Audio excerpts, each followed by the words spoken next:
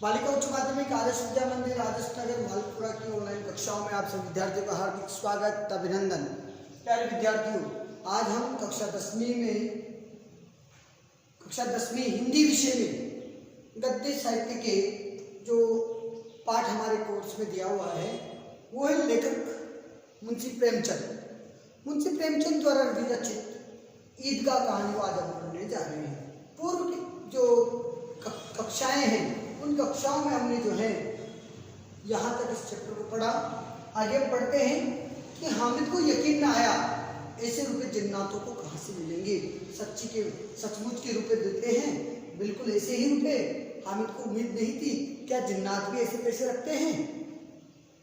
तो कहा, मोहसिन ने कहा,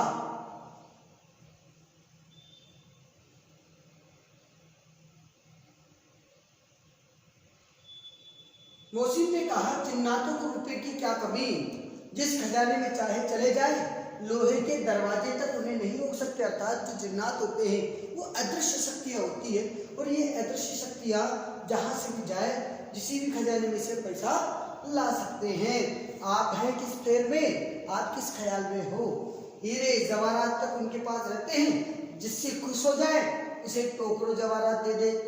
अभी यही बैठे 5 मिनट में कलकत्ता पहुंच जाए। तो कहीं ना कहीं उनके पास दिव्य शक्तियां होती है, ऐसी अद्भुत शक्तियां उनके पास होया करती है। तो बालक कैसे जो है जिन्नातों के काल्पनिक कहानियों पर जो है विश्वास करके कैसी कल्पनाएं कर रहे हैं। हामिद ने पूछा, जिन्नात बहुत बड़े होते हैं। हामिद ने पूछा, जिन्नात बहुत बड़े होते होंगे कि जिन्नात जो है वो बहुत उनका शारीरिक दृष्टिकोण से बहुत बड़े विशालकाय होते होंगे। मोहसिन ने कहा कि एक एक आसमान के बराबर होता है जी, एक एक भी इतना ऊंचा इतना लंबा होता है आसमान की जितना। देखिएगा कि बालक की काल्पनिकताएं कैसी है, एक कल्पना शक्ति क्या है, उस काल्पनिक विकास के बारे में इस कहानी में बताया है। जमीन पर खड़ा हो जाए तो उसका सिर आसमान से जा लगे, जमीन पे खड़ा हो तो उसका सिर कहाँ हो, आसमान से। इतनी विशाल ऊंचाई वाला, मगर चाहे एक लोटे में घुस जाए तो कहीं ना कहीं उनके पास ऐसी शक्तियां होती है जो आकार और प्रकार जो है दोनों बदलने में सक्षम होते हैं। ऐसा बालक की काल्पनिक बातें जो है उसने कल्पना करते हुए बताई। हामिद, लोग उन्हें कैसे खुश करते होंगे, कोई मुझे वह मंत्र बता दे तो एक दिन खुश कर लूं। क्या कहा कि ऐसा अद्भुत चमत्कारिक गुण ऐसे जिन्नातों में होता है, तो लोग उन्हें कैसे प्रसन्न करते होंगे। कोई यदि उनको प्रसन्न करने वाला कोई मंत्र मेरे को बता दे, कोई उपचार मेरे को दे दे तो एक दिन जो है उसको मैं प्रसन्न कर लूं। हामिद ने यही कल्पना की। मोहसिन, अब यह तो मैं नहीं जानता, लेकिन कहते हैं कि अब मोहसिन के विचार की बात कहूँ तो मोहसिन को बताया कि चौधरी जो है वो बहुत ही धनवान है, इसका मतलब उसके काबू में जिन्न है। कि अब तो ये मैं नहीं जानता, लेकिन चौधरी साहब के काबू में तो बहुत से जिन्नात हैं। कोई चीज चोरी हो जाए तो चौधरी साहब उसका पता लगा देंगे, चोर का नाम भी बता देंगे। कैसे, एक एग्जाम्पल दिया। जुमराती नाम का एक व्यक्ति था, उसका बछवा उस दिन खो गया था। 30 दिन हैरान हुए, कहीं न मिला। 30 दिन तक वो ढूंढते रहे, लेकिन कहीं उसने प्राप्त न हुआ। पर फिर तब झक मारकर, देखिएगा एक तरीके से शाब्दिक अर्थों में देखना, झक मारना, झक मारने का मतलब निरर्थक हो जाना, कोई उपाय न सूझना, इधर उधर घूमते रहना, निरर्थक घूमते रहना, झक मारना। और शाब्दिक अर्थ देखते हो तो झक का मतलब होता है मछली हिंदी में, क्योंकि प्रेमचंद ने केवल हिंदी में नहीं लिखा है, ये उर्दू मिश्रित भाषा का प्रयोग भी करते हैं। तो यहाँ झक का मतलब होता है निरर्थक घूमना, और उस झक यदि हिंदी की बात करें तो उसका अर्थ होता है मछली। शब्द के अनेक अर्थ हैं, इसलिए शब्दों में अनेकार्थक निकाले जाते हैं। तो झक मारकर चौधरी के पास गए, चौधरी ने तुरंत बता दिया। सत्य भी है कि धनाढ्य वर्ग जो होता है वो कहीं ना कहीं किसी भी तरीके से गरीब तबका, निम्न तबका उनको दबा करके रखता है। मैं यूँ कहूँ कि आज मेरी आवश्यकता है, विद्यालय मेरी आवश्यकता है, तो जो ऊपर का अधिकारी है वो मुझे दबा करके रखेगा, ये सत्य है। और यही सत्य कहीं ना कहीं चौधरी के माध्यम से मुंशी प्रेमचंद ने बताने का प्रयत्न किया है।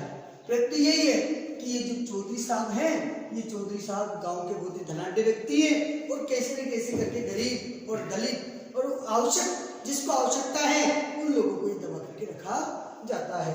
तो चौधरी ने तुरंत बता दिया मवेशी खाने में है। चौधरी ने बताया कि वो बछड़ा कहाँ है, मवेशी खाने में, और वही मिला। जिन्नात आकर के उन्हें सारे जहान की, जहान कहते हैं संसार को,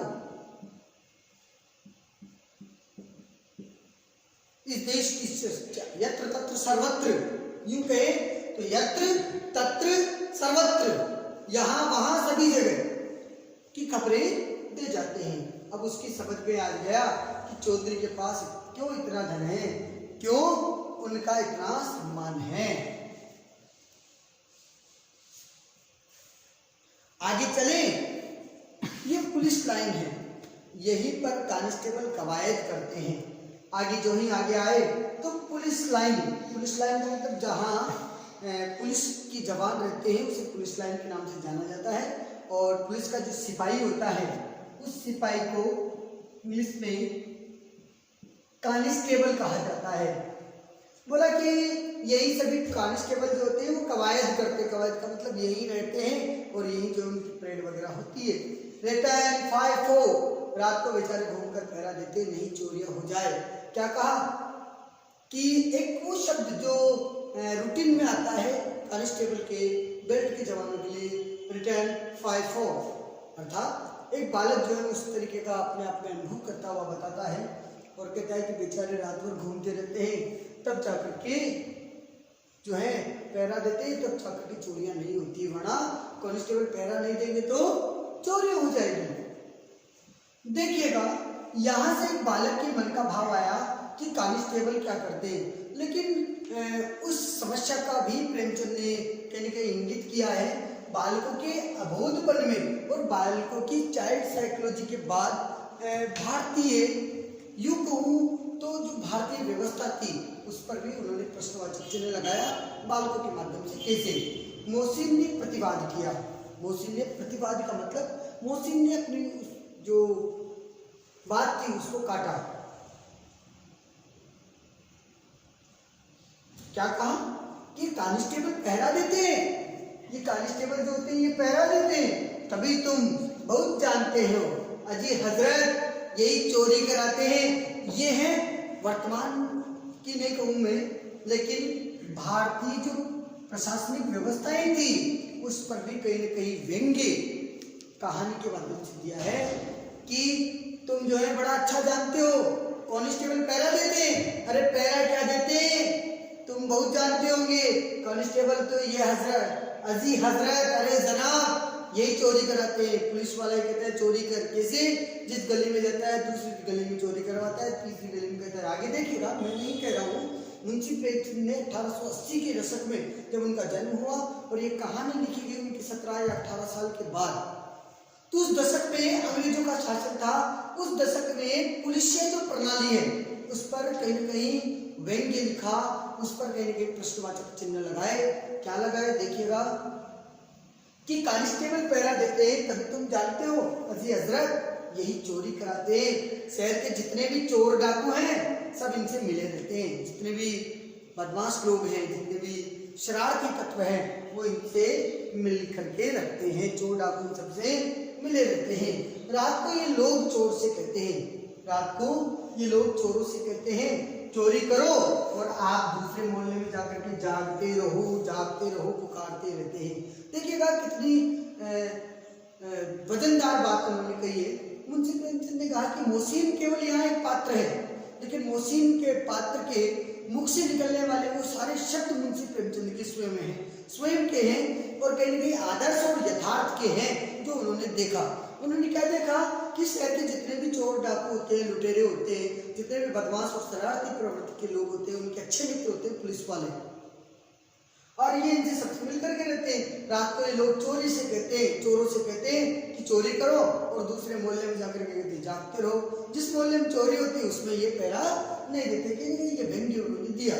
और ऐसे व्यंग्य भी है कि पुलिस वाले की गाड़ी कभी चोरी नहीं होती, पुलिस वाले के घर के यहाँ चोरी नहीं होती, क्योंकि चोर जानता है कि ये साहूकार का घर है, ये चौकीदार का घर है। ऐसी प्रणालियां चलती है। और कहीं न कहीं उस जमाने में भी जो चोर थे उनको लेकर के ये कहा गया था कि चोर को ही चौकीदार बना दिया जाए तो काफी अलग सिस्टम से काम हो सकता है। आगे देखिएगा,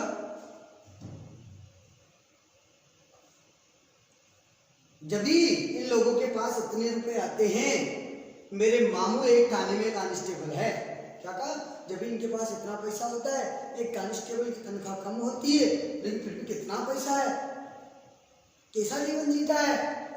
बोला मेरे मामू जो है वो एक थाने में कांस्टेबल है, 20 रुपया महीना पाते हैं लेकिन 50 रुपए घर लाते हैं। तो कहीं ना कहीं ये जो बात कही है ये वजनदार बात है। और इस बात का मतलब था कि उस जमाने में बोलबाला जो था, रिश्वत और भ्रष्टाचार का जो बोलबाला था, उस रिश्वत और भ्रष्टाचार के बोलबाले पर उन्होंने व्यंग्य दिया। उन्होंने अपनी कहानी लिखी नमक का दारोगा। उस नमक का दारोगा कहानी में भी उन्होंने अपनी एक लाइन दी है कि वेतन तो पूर्णमासी का चांद होता है, वेतन तो पूर्णमासी का चांद होता है, नजर तो चढ़ावे पे होनी चाहिए, चढ़ावा इट मींस रिश्वत पे। चांदी का जूता मारना, रिश्वत लेना तो कहीं ना कहीं रिश्वत पे होनी चाहिए। और कहीं ना कहीं उस जमाने में, तत्कालीन समय में 20 रुपया कोई आम बात थी, ज्यादा तनख्वाह नहीं हुआ करती थी, गृहस्थी जीवन के लिए इसी की आवश्यकता होती थी। खुद उस जमाने के तत्कालीन कवि ने नागार्जुन भी कहते हैं कि मेरा वेतन ऐसे रानी जैसे गर्म तवे पर पानी। तो ऐसा कहते कि उस समय वेतन को लेकर के काफी विसंगतियां जो है उनको दूर किया जाता था। तो कहा कि 20 रुपए महीना पाते हैं लेकिन 50 घर लेकर के आते हैं। अल्लाह कसम, मैंने एक बार पूछा था कि मामू आप इतने रुपए कहाँ से पाते हो, हंसकर कहने लगे बेटा अल्लाह देता है, भगवान देता है। फिर आप ही बोले हम लोग चाहे तो एक दिन में लाखों मार लाएं। लाखों मार लाने का मतलब लाख को मारना नहीं, रिश्वत लेना, लाख रुपए जो है रिश्वत के लेकर के आ जाए। हम तो इतना ही लेते हैं जिसमें अपनी बदनामी भी नहीं हो और नौकरी भी न चली जाए। लेते तो हैं लेकिन इतना ही लें कि अपनी बदनामी भी ना हो और नौकरी भी न चली जाए। जब अति हो जाती है तो फिर अति के बाद जो है कहीं ना कहीं नुकसान होता है और उस प्रक्रिया का जो भाव है वही इसमें बताने का काम किया। आगे देखिएगा, हामिद ने पूछा ये लोग चोरी करवाते हैं तो कोई इन्हें नहीं पकड़ता। मोहसिन उसकी नादानी पर दया दिखा करके बोला अरे पागल, इन्हें कौन पकड़ेगा, पकड़ने वाले तो ये लोग खुद है, लेकिन अल्लाह इन्हें सजा भी खूब देता है। लेकिन देर भगवान के यहाँ घर में जो है देर है अंधेर नहीं। और सही कहा है कवि ने कि निर्बल को न सताइए बाकी मोटी हाय, मरे जीव की चामचू लोह वसम हो जाए। गरीब को सताने पर इनको भगवान भी दोष देता है। तो क्या कहा कि ये पकड़ने वाले तो ये कुछ लोग हैं लेकिन अल्लाह इन्हें सजा भी खुद देता है।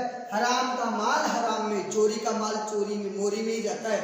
एक कहावत है चोरी का माल मोरी में, तो हराम का माल हराम में जाता है।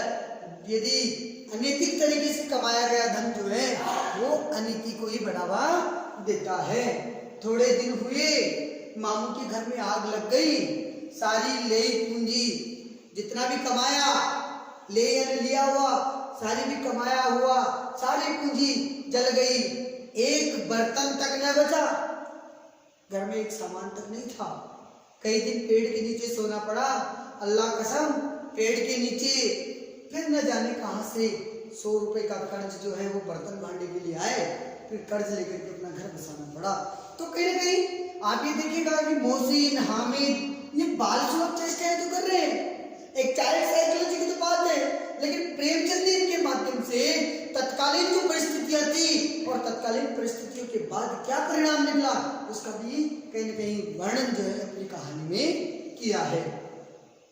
150 से ज्यादा होते हैं जिस बालक ने आने दो आने देखे हो, जिसने ज्यादा से ज्यादा अठन्नी देखी हो, रुपया देखा हो, वो क्या जाने 150 से ज्यादा होते हैं क्या।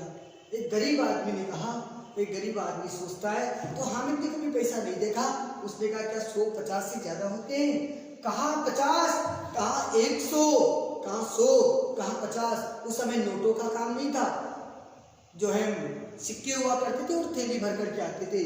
50 एक थैली भर होता है तो 100 तो 2 थैलियों में भी न आए। 50 एक थैली भर के लमसम होता है, 100 जो है वो 2 थैलियों में भी ना आए, यानी 50 से ज्यादा होता है।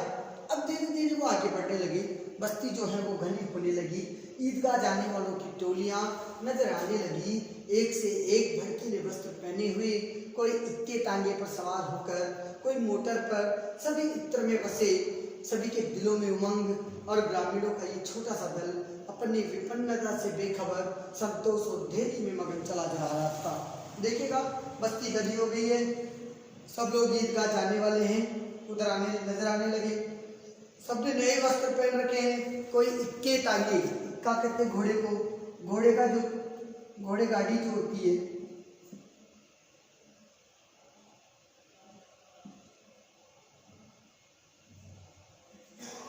घोड़ा गाड़ी जो है, उस घोड़ा गाड़ी में सवार करके कोई मोटर पे है। सभी ने कान में इत्र लगा रखा है, कुलेल जो सुगंधित द्रव्य होता है उसको इत्र कहा जाता है। सभी के दिलों में उमंग है।